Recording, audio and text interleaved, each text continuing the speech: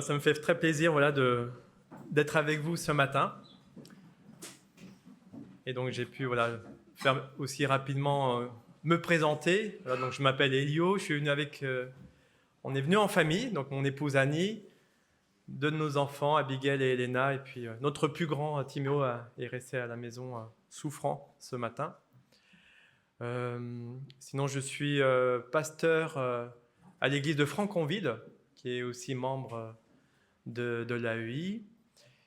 Et je suis aussi membre du CN de l'AEI, c'est aussi la raison pour laquelle je suis aussi avec vous ce matin. Le but, c'est de vous encourager, nous exhorter ensemble. Et puis, Ah oui, faut pas que j'oublie ça aussi. Je suis aussi... vous avez Yann Charlery qui est donc en stage avec vous à l'Église de Rueil, et je suis aussi son maître de stage. Voilà. Donc, on a souvent, régulièrement, j'ai envie de dire, des échanges et j'essaye, je prie, je demande au Seigneur qu'il puisse aussi m'équiper de manière à être aussi un encouragement pour lui, comme pour son épouse Corinne, et dans son appel, dans l'appel que le Seigneur donne aussi pour lui. Voilà rapidement les présentations. En tout cas, je suis très content d'être avec vous et de pouvoir adorer le Seigneur et de prendre ce moment maintenant d'ouvrir aussi la parole du Seigneur. Et c'est ma prière que le Seigneur puisse aussi, comme cela a été dit, nous encourager. Nous en avons aussi bien besoin dans notre marche avec le Seigneur. Il nous connaît parfaitement, il connaît nos hauts, nos bas, il connaît chacune de nos circonstances. Rien ne lui est caché. D'ailleurs, on va le voir ensemble ce matin dans ce passage que nous connaissons certainement. Et j'avais sur mon cœur, je me posais la question, sur quel passage je pourrais éventuellement prêcher ce matin. Et puis, à plusieurs reprises, j'avais cet appel de Moïse. On connaît l'appel de Moïse au buisson ardent. On va le lire dans quelques instants. Mais quand on lit ce passage, c'est un moment clé, un moment fort pour Moïse. Et on va voir ensemble que ce passage nous instruit aussi chacun de nous, également à répondre favorablement à l'appel de Dieu. Dieu a appelé Moïse, on va le voir, mais Dieu nous appelle aussi. Alors bien sûr, autrement, pas pour la même mission que Moïse a eue, mais Dieu nous confie à chacun d'entre nous en tant que son enfant, en tant qu'Église, une mission. Il nous appelle. Alors Moïse, quand on dit Moïse, je suis certain qu'il n'est pas inconnu pour nous. On peut penser immédiatement, bien sûr, à sa naissance, à la sortie de l'Égypte, au Pharaon, la traversée de la mer Rouge, les 10 commandements, etc. Nous pourrions citer pas mal de passages, d'événements importants concernant Moïse. Quand on lit le Nouveau Testament, souvent, il est aussi question de Moïse. Et d'ailleurs, Dieu nous demande, je pense à ce verset tout à la fin du livre de l'Ancien Testament, dans Malachie 3, chapitre 3, verset 22, il est écrit « Souvenez-vous de la loi de Moïse, mon serviteur, à qui j'ai prescrit en Horeb, pour tout Israël, des préceptes et des ordonnances. » Nous avons à nous souvenir en effet de Moïse, de ce qui s'est passé. Et donc cette histoire, la vie de Moïse, doit avoir de l'importance aussi pour nous aujourd'hui. L'importance parce qu'elle pose aussi, on va le voir, les bases essentielles, les fondements de la vie chrétienne. Une vie, comme nous le savons, et c'est la raison pour laquelle d'ailleurs on est aussi ensemble ce matin, nous sommes là pour adorer Dieu. Adorer Jésus-Christ, notre Seigneur, notre Sauveur, où nous voulons fixer notre regard sur lui, fixer notre regard sur la croix. Et j'aimerais lire un passage, alors on va venir très rapidement dans notre passage de ce matin dans Exode, mais avant, dans Jean, évangile de Jean, chapitre 5, voici ce que Jésus dit aux pharisiens. Verset 45, « Ne pensez pas que moi je vous accuserai devant le Père. Celui qui vous accuse, c'est Moïse, en qui vous avez mis votre espérance. Car si vous croyez Moïse, vous me croiriez aussi, parce qu'il a écrit à mon sujet. Mais si vous ne croyez pas à ses écrits, comment croirez-vous à mes paroles ?» Comment ? Et ces versets je fais très rapide, mais nous enseigne que pour connaître la personnalité et l'œuvre de Jésus, nous devons également étudier ce que Moïse a dit de lui. Et Moïse lui-même préfigure le Fils de Dieu par divers aspects de sa vie, la prière, son identification avec le peuple, son amour. On peut penser aussi à son humilité. On peut penser aussi à sa préoccupation à la gloire de Dieu. Nous pouvons aussi penser, je citerai juste un verset de Paul où il écrit, où il révèle l'importance aussi de nous pencher sur ce que le peuple de Dieu a vécu au temps de Moïse. Et c'est dans 1 Corinthiens 10, verset 11. « Ces choses leur sont arrivées pour servir d'exemple, et elles ont été écrites pour notre instruction. » Pour nous, aujourd'hui, pour notre instruction. À nous qui sommes parvenus à la fin des siècles. Donc pour résumer ce que nous venons de dire, nous voyons que l'histoire de Moïse a de l'importance pour nous. Nous qui sommes sous la nouvelle alliance. Et ce matin, on va lire donc ce passage où, comme je l'ai dit tout à l'heure, Moïse a cet appel, reçoit cet appel de Dieu au buisson ardent. Et cet appel, quand on lit ce passage, c'est un puissant encouragement aussi pour nous, aujourd'hui, à marcher avec Dieu, à répondre à son appel, à comprendre aussi ce que Dieu attend réellement de nous. Et bien sûr, à répondre et comment, à nous poser la question, comment dans l'appel de Dieu, comment nous pouvons le glorifier. Et avant de nous plonger dans la lecture, posons-nous cette question qui me semble en tout cas essentielle. D'ailleurs, c'est une question que Dieu pose à Moïse. Quelle est la nature même de Dieu ? Quand on pense à la nature de Dieu, à quoi pensons-nous ? Que répondrions-nous à cette question ? Et c'est une question que Dieu pose à Moïse. Et on va lire ce passage maintenant sans plus tarder, dans Exode 3, verset 1. Moïse faisait paître le troupeau de Jéthro, son beau-père, sacrificateur de Madian. Il mena le troupeau derrière le désert et vint à la montagne de Dieu à Horeb. L'ange de l'Éternel lui apparut dans une flamme de feu au milieu d'un buisson. Moïse regarda et voici le buisson était tout en feu et le buisson ne se consumait point.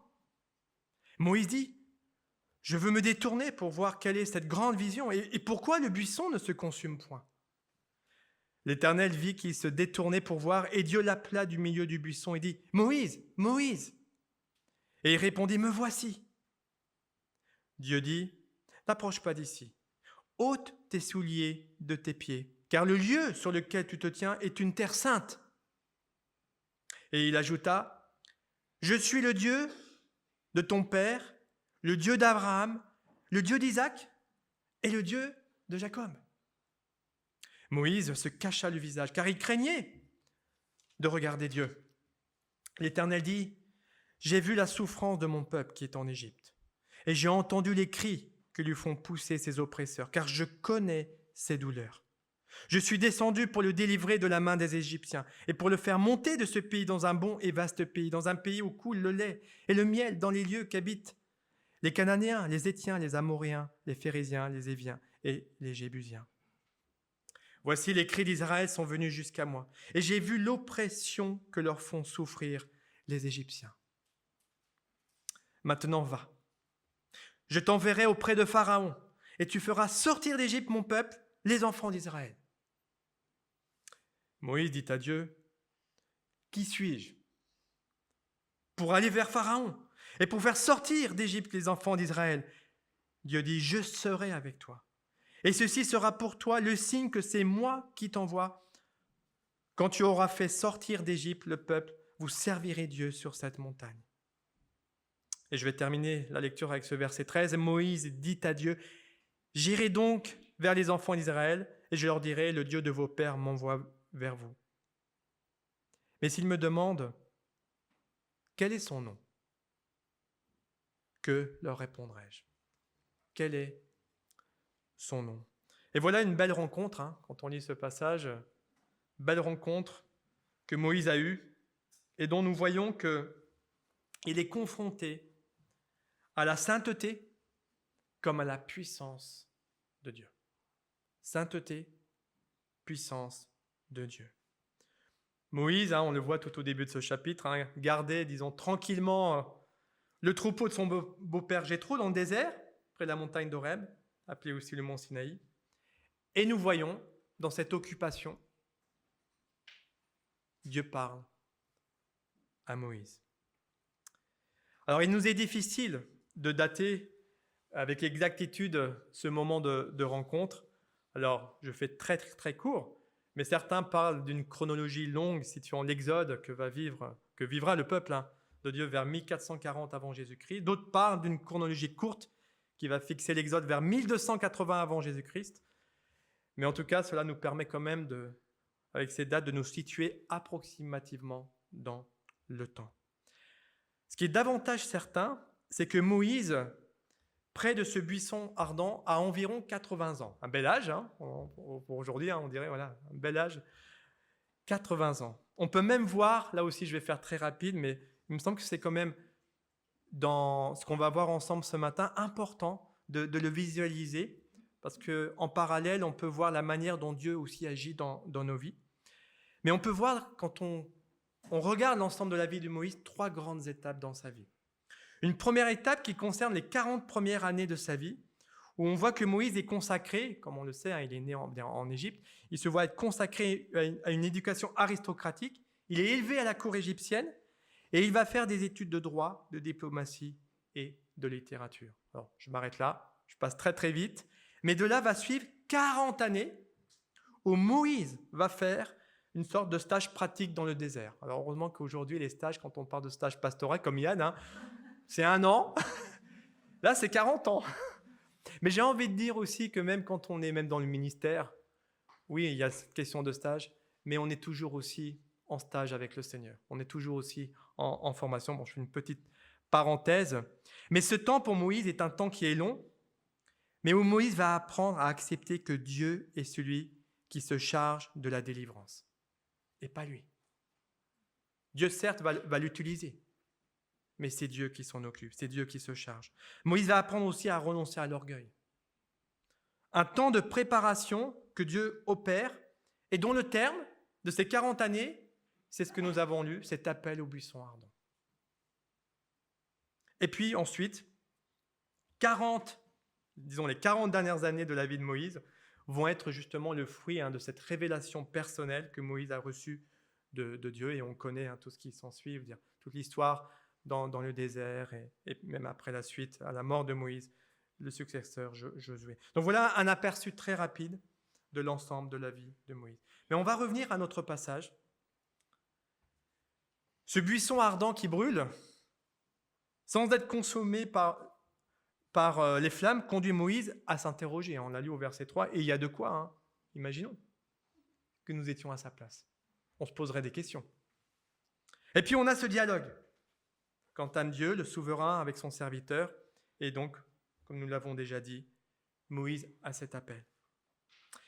Mais Moïse, au verset 11, se voit dans l'incapacité. Moïse dit à Dieu, « Qui suis-je » Attends, qui suis-je pour aller vers Pharaon et pour faire sortir d'Égypte les enfants d'Israël? Voilà la question que Moïse se pose, et il dit, et il se voit là incapable face à cette mission que Dieu veut lui donner, lui confier. Il se voit comme un simple berger. Qui suis-je? Plus tard, Moïse exprime aussi sa crainte d'être repoussé par les siens. C'est dans Exode 4, verset 1, Moïse répondit, il dit, « Voici, ils ne me croiront point. Ils n'écouteront point ma voix. Mais ils diront, l'Éternel ne t'est point apparu. » Moïse va aussi même exprimer à Dieu son manque d'éloquence, son refus de vouloir s'engager, toujours dans ce chapitre 4, au verset 10.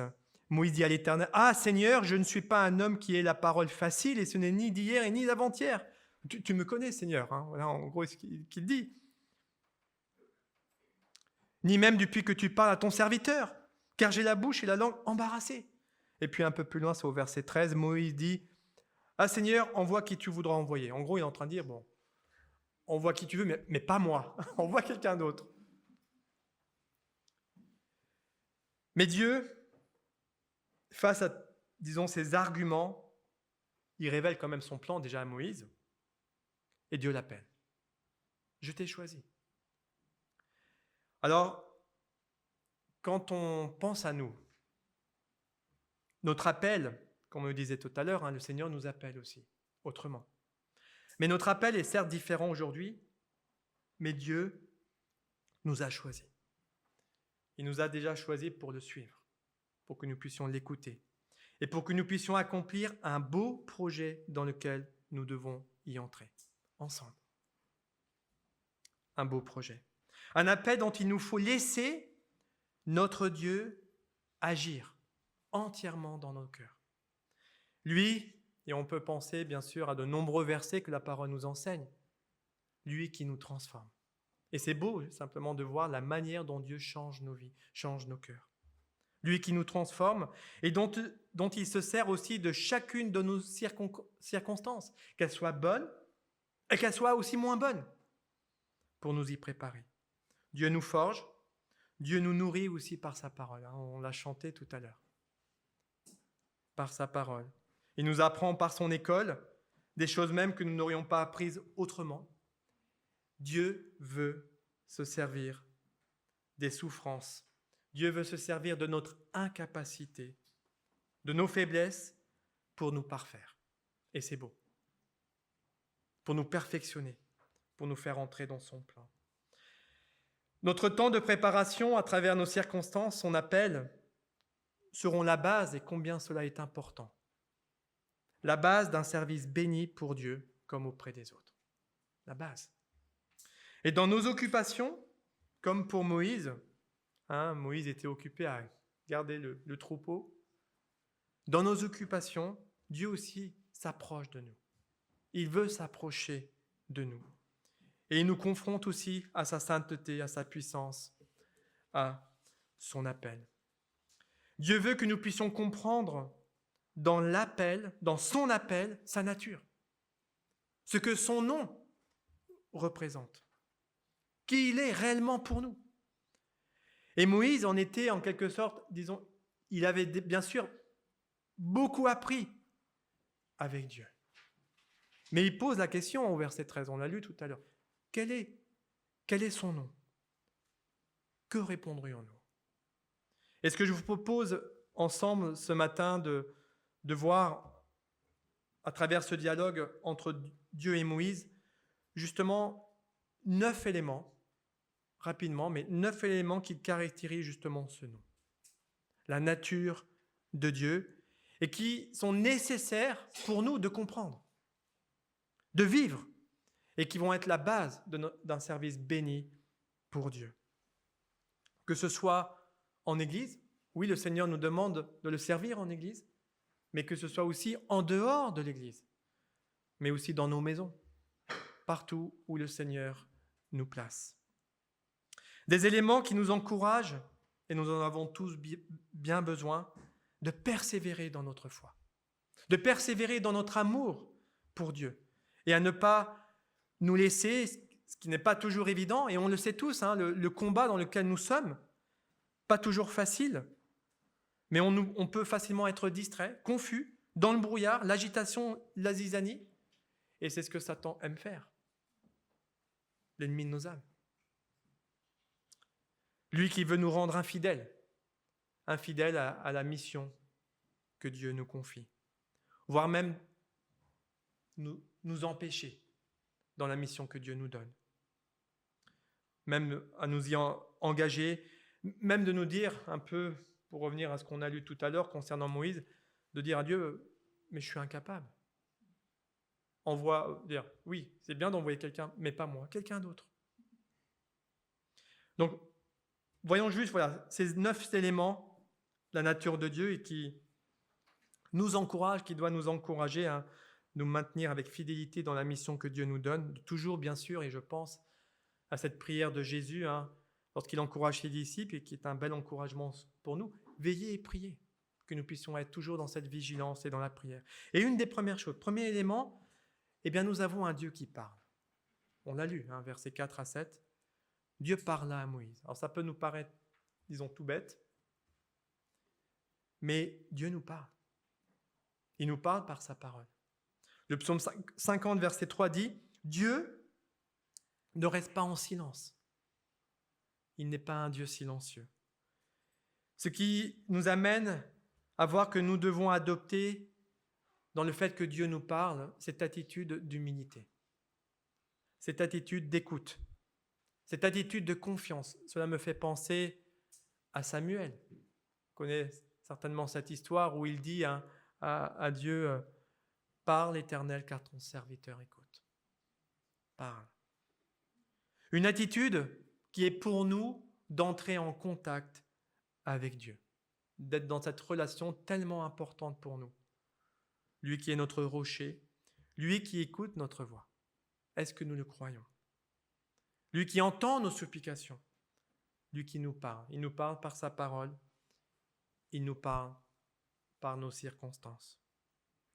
Le deuxième élément, nous avons aussi un Dieu qui attend une réponse de notre part. Dieu parle à Moïse, et Moïse a répondu au verset 4, « Me voici ». Quelle est notre réponse à Dieu lorsqu'il nous parle? Le désir, et ce désir que nous avons tous à avoir, ce désir d'écouter Dieu doit nous conduire, quand on cherche à vouloir écouter Dieu, à lire la parole, doit nous conduire à être disponible pour Dieu, à être entièrement disponible pour Dieu, à être prêt même, ce qui n'est pas toujours évident, mais à obéir. Et tout à l'heure, Lionel a fait dans la prière de prier aussi de manière à ce que nous puissions laisser le Seigneur nous corriger. Et c'est vrai. Parfois, on n'a pas envie, mais c'est aussi pour notre bien. Alors, que répondons-nous? Quelle est notre réponse à Dieu lorsqu'il nous parle? Est-ce que nous disons aussi, comme Moïse, « Me voici ». La troisième élément, je passe rapidement, sinon le temps est compté, mais on a un Dieu qui est saint. On l'a chanté. La sainteté de Dieu. Lorsque Dieu dit à Moïse au verset 5, dans ce que nous avons lu, « N'approche pas ici, ôte tes souliers », c'est le signe de respect dans un lieu saint. Un lieu parce que Dieu y était présent. Une instruction de Dieu qui enseigne que Moïse ne doit pas y entrer précipitamment, sans y être préparé dans sa présence.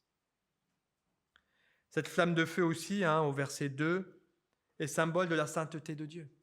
Cette sainteté est ce qui définit le plus souvent, et quand c'est frappant, mais quand on lit l'Ancien Testament, même le Nouveau, mais la nature même de Dieu.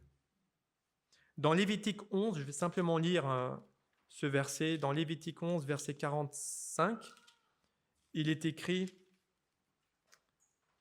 « Je suis l'Éternel, qui vous ai fait monter du pays d'Égypte pour être votre Dieu et pour que vous soyez saints, car je suis saint. » Soyez saints, car je suis saint. Et la racine de ce mot saint signifie mis à part. Différent de ce qui est ordinaire. Et c'est ce que nous sommes, en tant qu'enfants de Dieu. Mis à part pour Dieu. Qui veut dire que tout ce qui est associé à Dieu ou qui est consacré à son service a aussi ce caractère de sainteté.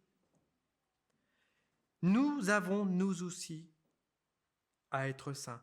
Et Moïse, c'est ce que Moïse dira au peuple, Dieu dira à Moïse de le dire au peuple. Et c'est dans Exode, je vais quand même vous lire ce verset, c'est dans Exode 19, verset 6.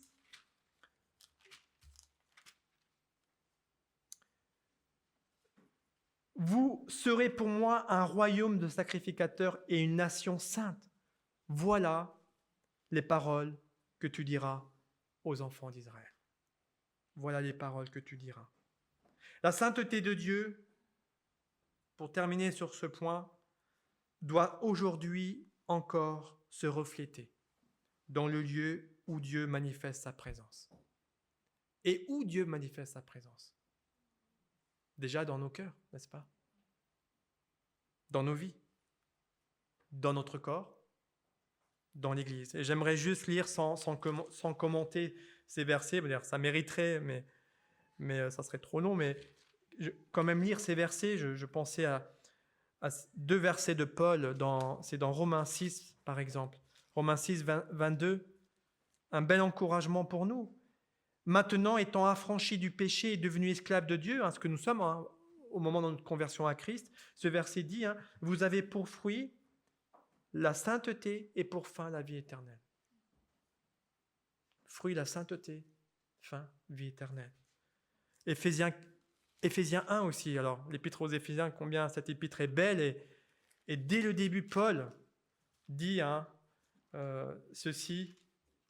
Vous connaissez sans doute ce verset, au verset 4, au premier chapitre. « En lui, Dieu nous a élus avant la fondation du monde pour que nous soyons saints et irréprochables devant lui. » Et puis, un dernier verset, cette fois-ci c'est de Pierre, dans la première épître de Pierre, au chapitre 2, verset 9,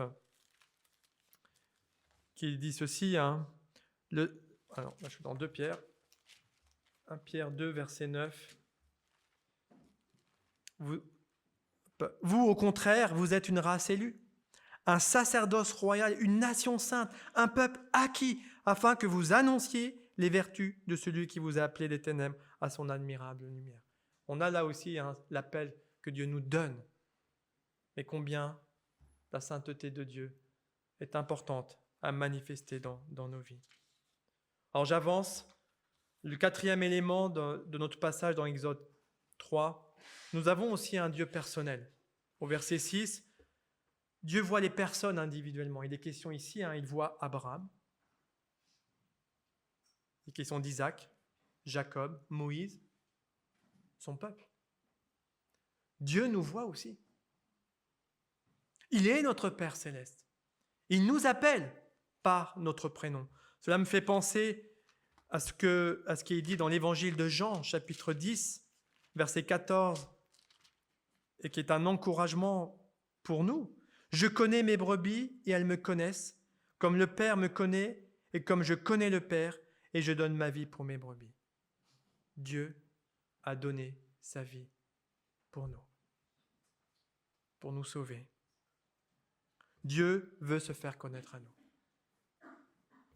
5e élément, on a un Dieu omniprésent. Verset 7 dans Exode, on voit que Dieu a conscience de la situation qui est désespérée de son peuple. Notons dans ce verset, c'est frappant les verbes de ce qui est dit. Dieu a vu, Dieu a entendu et Dieu connaît. Voilà ce qui est dit.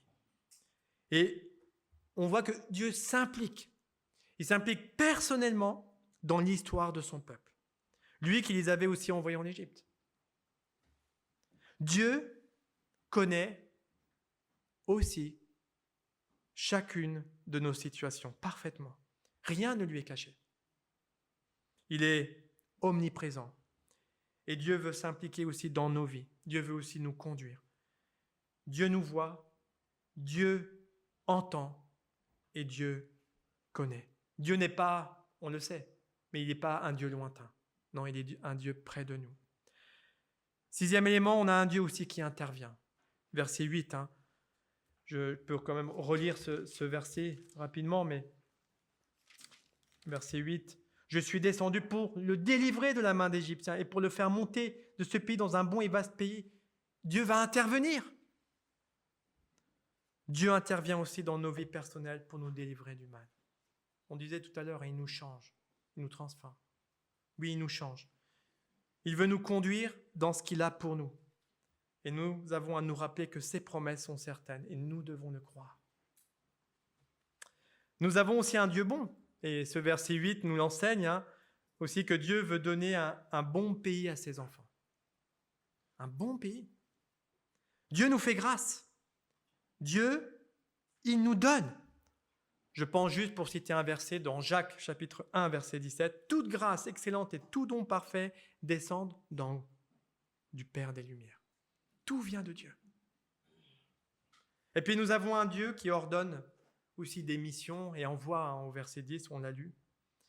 Il est frappant de voir que Dieu, je fais très court, mais que Dieu ne veut pas aider son peuple sans la collaboration de Moïse. Dieu appelle Moïse. Dieu nous appelle. Et on peut penser à cette belle prière de Jésus dans Jean 17. Alors c'est une prière, oui, pour ses disciples, mais aussi pour nous. Jean 17, verset 18. Jean 17, verset 18. Comme tu m'as envoyé dans le monde, c'est Jésus dans sa prière, je les ai aussi envoyés dans le monde. Et on voit après qu'ils soient aussi des lumières. Dieu nous a aussi envoyés. Dieu a envoyé Moïse, Dieu nous envoie. Dieu veut nous utiliser, chacun de nous. Et puis je termine avec ce dernier élément. Nous avons un Dieu qui est avec nous. Emmanuel. Verset 12, dans notre passage où Dieu dit à Moïse, je serai avec toi. Je ne vais pas te laisser tout seul. Je serai avec toi. Au verset 12. Dieu lui redira, c'est dans Exode 4, verset 11, l'Éternel lui dit qui a fait la bouche de l'homme et qui rend muet ou sourd, voyant ou un aveugle. N'est-ce pas moi, Éternel ? Question qu'il pose à Moïse. Et puis, au verset 12, va donc, je serai avec ta bouche, je t'enseignerai ce que tu auras à dire. Moïse disait, pourquoi moi ? Je ne sais pas parler. T'inquiète pas. Je vais te donner ce dont tu as besoin pour parler, pour dire. Alors, pour terminer, on peut penser aussi, ce verset dans Matthieu 28, où à la fin, où Jésus dit, je suis avec vous jusqu'à la fin du monde. Notre Dieu est celui qui est là près de nous pour nous soutenir, pour nous équiper et pour nous affermir. Ce qu'il a fait avec Moïse, il le fait aussi avec nous. Alors pour terminer, comprendre la nature de Dieu, quel est son nom, ce qui convient à sa présence, comme nous l'avons vu, c'est nécessaire dans notre appel. Et nous avons un Dieu qui encore aujourd'hui appelle. Nous avons aujourd'hui un Dieu qui sauve, un Dieu qui n'est nullement indifférent à ce que nous pouvons rencontrer dans nos vies. On l'a vu, il sait tout, il voit tout, il connaît tout. Et il veut accomplir ses promesses envers nous. Comme pour Moïse, Dieu veut nous apprendre ce que représente aussi sa grâce, sa sainteté, sa puissance, son appel sur nos vies. Nous montrer aussi qu'il est ce Dieu qui ne nous abandonne pas. Et Moïse va le voir, il va apprendre. Un appel où notre Dieu va nous former, nous transformer, pour que nous puissions croître. Et où Dieu utilisera aussi chacune de nos circonstances, nos victoires, nos souffrances, tout pour sa gloire. Pas pour notre gloire, non, mais pour la gloire de notre Dieu. Et c'est ce que Moïse a appris, que la nature de notre Dieu, son nom, puisse continuellement nous émerveiller. Et c'est ma prière pour moi-même, pour nous tous, avec ce dernier verset que je citerai en prière pour chacun d'entre nous, de Pierre, chapitre 5, 1 Pierre, chapitre 5, verset 10. Le Dieu de toute grâce qui vous a appelé en Jésus-Christ à sa gloire éternelle, après que vous aurez souffert un peu de temps, vous perfectionnera lui-même, vous affermira, vous fortifiera, vous rendra inébranlable. Amen. Seigneur, merci pour ta parole. Merci de la grâce que tu nous donnes ce matin d'être ensemble dans ta maison, de pouvoir te louer, t'adorer, toi notre Dieu. Et merci Seigneur pour cette belle œuvre que tu as accomplie depuis des années dans cette église même de Rueil-Malmaison. Merci Seigneur pour les frères et sœurs, pour les responsables, pour qui ils sont. Et ma prière Seigneur, pour cette assemblée comme pour moi-même, que tu puisses Seigneur nous équiper, nous affermir, nous rendre inébranlables. Et nous avons besoin de toi Seigneur. Merci pour l'appel dans nos vies. Que nous puissions Seigneur répondre à ton appel et nous rappeler comme nous l'avons vu ce matin, ce Dieu que tu es pour chacun d'entre nous. Sois glorifié Père. Amen.